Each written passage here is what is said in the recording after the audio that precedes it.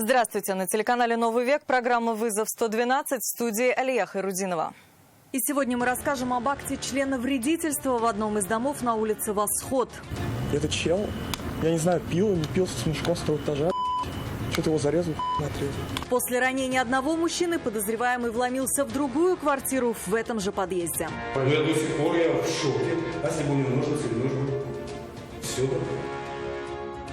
Покажем подозреваемых в краже крупной суммы денег из припаркованной у торгового центра иномарки. Установлено, что злоумышленник ранее совершал подобные кражи по всей России. Как проникли в машину и при этом не сработала сигнализация. А также урок доверия и безопасности. Я подключался через Wi-Fi. Задержание подозреваемого в мошенничестве и в ответе за других. Курьер, работавший на мошенников, возмещает причиненный ими ущерб. Это и не только прямо сейчас. Членовредительством закончилось распитие спиртного в одном из домов на улице Восход. Во время вспыхнувшей ссоры 59-летний мужчина схватил нож и отсек им мужское достоинство своего 53-летнего собутыльника. После этого окровавленный мужчина в этом же подъезде проник в квартиру на 7-м этаже. Ее жильцы охарактеризовали незваного гостя как очень агрессивного и невменяемого. От нападавшего им удалось отбиться. Этот чел, я не знаю, пил, не пил с мешком с второго этажа. Что-то его зарезал, отрезал. Молодой человек не может оправиться от шока. Такое он видел разве что по телевизору, и то в мистических сериалах. И не думал, что нечто подобное может произойти с ним в реальности. Там на 7-м этаже живем. Книжку читаю, свет вырубается. Батя выходит смотреть. Я никогда не как-то на пиксе, там мужик стоит. Свет там вырубил, щиток. Батя выходит, нападает на него. Какой-то муж, знаешь, 60 лет в крови. В шоке и его отец. Сейчас, когда все закончилось, понимает, что им действительно сильно повезло. Я до сих пор в шоке. А если бы у него ножницы или нож был? Все. Он же не соображал, когда на меня лез. Он вообще идет, я первый раз вижу, он мне первый раз. Глаза стеклянные. Мужчина рассказывает, к такой встрече готов не был. Квартиры на этаже отгорожены от лифта и лестницы общей дверью. Своего рода продолжение коридора. Тут и разуваются, и оставляют велосипеды. Но соседи не всегда ее закрывают. Лежим. У меня дети, дочка, сын. Вдруг свет гаснет, я телевизор дома. Но меня сына не позвал. Пошел с щиток. И вот, представляете, иду. А он спрятался здесь в щитке. Когда я увидел, представляете, здоровый мужик весь в крови, бледный, вот так. Я здрасте, типа. А он, ах ты!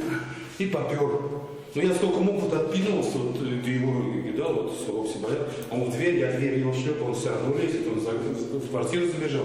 У меня сын прибежал, я просто уж кричу на понт. Неси топор, я его тварь. Ладно, сосед вышел еще. Тоже на него рявкнул, он успокоился. Прибывшие стражи порядка в квартире на 2-м этаже этого же подъезда нашли этого 59-летнего мужчину в окровавленной одежде и еще 53-летнего мужчину без сознания. В квартире по подозрению в совершении преступления был задержан 59-летний казанец. Потерпевший 1969 года рождения доставлен в одно из медицинских учреждений города. По предварительным данным, двое мужчин распивали спиртные напитки. В какой-то момент между ними возник конфликт, в ходе которого один из них, схватив нож, нанес другому ножевые ранения. Подозреваемого задержали. Раненого мужчину с отсеченным органом доставили в больницу. Вроде охраны есть, вроде как-то двери у всех. Оказывается, могут зайти просто и прирезать, это все. Просто, слава богу, у него не было ничего в руках. За здоровье пострадавшего и возможность жить полноценной жизнью сейчас борются врачи. По факту случившегося сотрудники правоохранительных органов проводят проверку. Пока он несет ответственность за мелкое хулиганство. Ее, вероятно, уже закончат и примут в отношении него процессуальное решение. Рамиль Галиуллин, Константин Бушуев. Вызов-112. Крупной суммы денег лишился владелец автомобиля «Лексус», который оставил на парковке одного из торговых центров. Выйдя из магазина, он не нашел в салоне сумки с деньгами. Причем все замки были целые, и автомобиль никто не вскрывал. О пропаже он тут же сообщил в полицию, и стражи порядка выяснили, как из машины пропали деньги и куда они делись. Стражи порядка решили, что чудес быть не может, и сумка с деньгами сама пропасть не могла. Владелец «Лексуса» рассказал, что оставил машину на парковке, сигнализация не срабатывала, автомобиль никто не вскрывал, но деньги пропали. Полицейские тут же стали отсматривать камеры наблюдения в поисках того, кто помог ей исчезнуть. Вскоре обнаружили подозреваемого. Оперативники выяснили, что подозреваемый приехал в Казань из Набережных Челнов. На парковке торгового центра он заметил, как автолюбитель суетится и перекладывает деньги в сумку. После этого злоумышленник незаметно приоткрыл заднюю дверь автомобиля, а как только потерпевший поставил авто на сигнализацию, вытащил из транспортного средства сумку с денежными средствами. Мужчина тут же вызвал такси, доехал на нем до своего автомобиля. Он стоял неподалеку на парковке у автосалона и с нечестно заработанными деньгами отправился обратно в Челны. Там его и задержали. 34-летний мужчина, к слову, ранее не раз судимый за кражи. В содеянном полностью сознался и вернул похищенное. Потратить деньги он не успел. Установлено, что злоумышленник ранее совершал подобные кражи по всей России. В отношении него возбуждено уголовное дело по статье «Кража в крупном размере». Она предусматривает до 6 лет лишения свободы. Рамиль Шайдулин, вызов 112. Житель Ютазинского района, который хотел приобрести образовательный курс в интернете за свои деньги, получил совсем другой урок. Объявление об образовательных услугах он нашел во всемирной паутине, списался с организатором курсов, условия ему понравились, и мужчина внес предоплату. На этом для него стартовала совсем другая, практическая часть курса о доверии и правилах безопасности в интернете.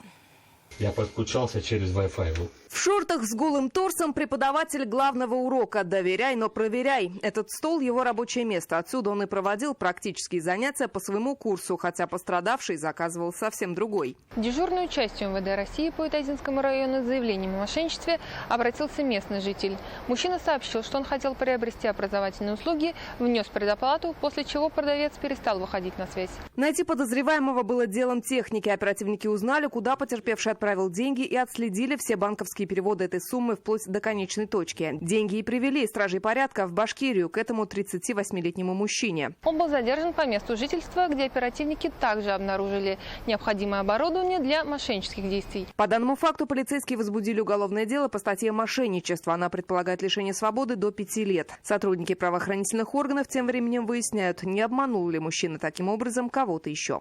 Лина Зинатульна, вызов 112. А дело 19-летнего челнинского студента, который, по данным следствия, помогал обманывать пенсионерок, уже передано в суд. У мошенников, которые обманывали пожилых людей, он работал курьером, забирал деньги, которые пенсионеры отдавали для помощи якобы попавшим в ДТП родственникам. В общей сложности он помог заработать мошенникам больше 1 000 000 рублей, получив за это свой процент. Когда его задержали, он рассказал, что нуждался в деньгах, и тот увидел объявление о заработке без особого труда. Работал таким образом 1,5 месяца. Суммы, которые он забирал, были разные, доходили до 500 000 рублей. Зарплату за эту работу, которую не успел потратить, изъяли полицейские. Остальной ущерб молодой человек начал возмещать. С точки зрения закона он является соучастником мошенничества. Статья предусматривает до 6 лет лишения свободы.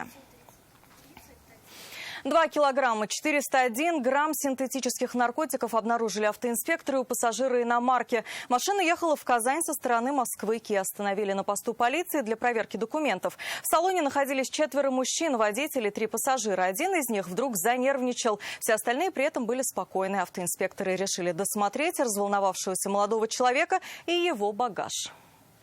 Откуда у вас это все? Что можете спросить? Не знаю. Но сумки же ваши. Ничего не могу сказать по поводу. В карманах 31-летнего мужчины ничего запрещенного полицейские не нашли. Но вот содержимое коробки от планшета вызывало вопросы. Так же, как и сверток, завернутый в постельное белье. Что это такое? Не знаю. Откуда это у вас? Передача, что ли? Не знаю, это не мое, говорю, не знаю. Мужчина сначала уверял, что понятия не имеет о содержимом сумки, но потом все же сознался. Трудится на незаконный интернет-магазин, распространяет запрещенные вещества. Задержанный пояснил, что примерно в июне текущего года устроился оптовым курьером в интернет-магазин.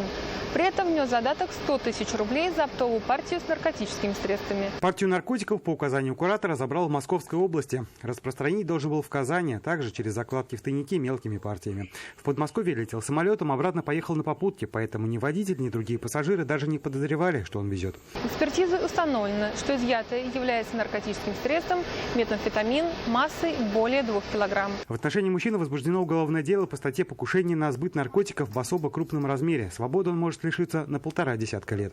Станислав Яковлев, вызов 112.